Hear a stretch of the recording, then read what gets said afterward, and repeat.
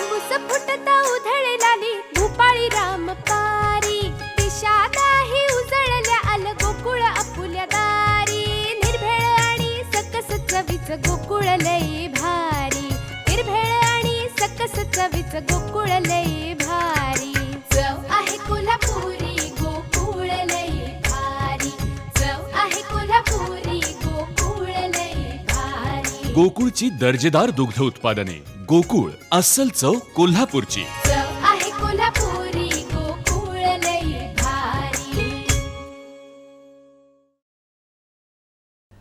सांगली इस्लामपूर येथे पार पडलेल्या राज्यस्तरीय कुराश स्पर्धेत सिंधुदुर्ग जिल्हा जुदो कराटे आकिदो असोसिएशन सावंतवाडी संस्थेच्या 5 स्पर्धकांनी सुवर्णपदक प्राप्त केली होती. हे स्पर्धक मध्य प्रदेश इंदूर येथे राष्ट्रीय स्पर्धेत सहभागी होणार असून महाराष्ट्राचं नेतृत्व करणार आहेत.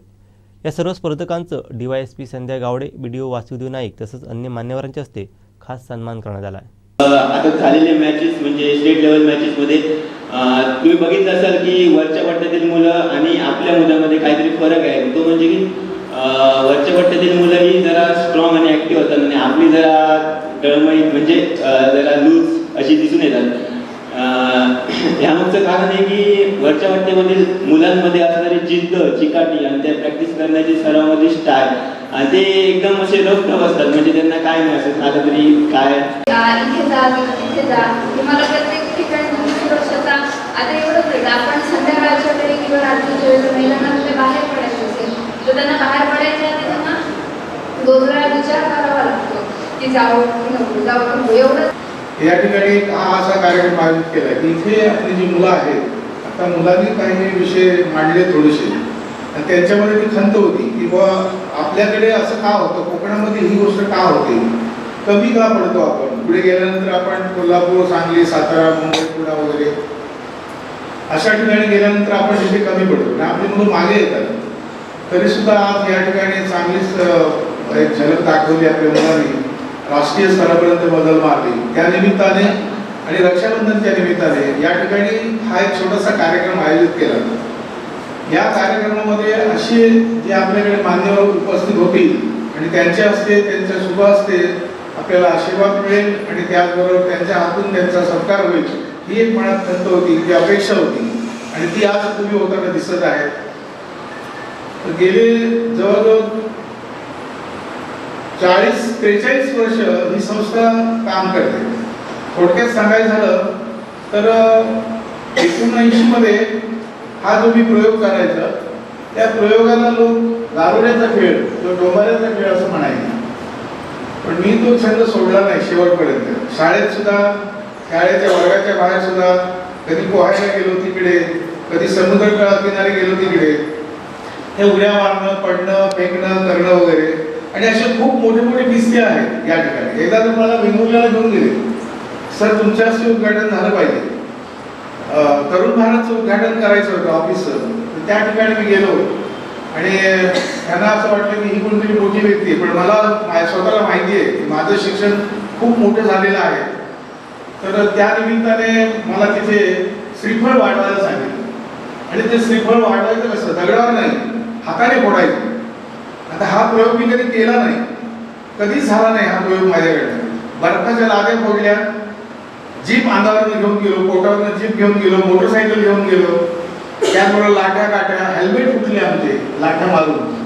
अशा तऱ्हेचं चिंत धरावर प्रात्यक्षिक वगैरे केली, शिबिरं वगैरे केली, पण नारळ फोडण्याचा कधी प्रसंग आला नाही. नंतर माझ्या लक्षात आलं की आता आपलं या ठिकाणी कार्यक्रम संपणार आहे, जर नारळ नाही फुटला तर लोक आपल्याला हसतील. त्या अनुषंगाने ताकदीने जोरात नारळ असा हातावर मारला होतो आणि नारळाचे 2 भाग केले.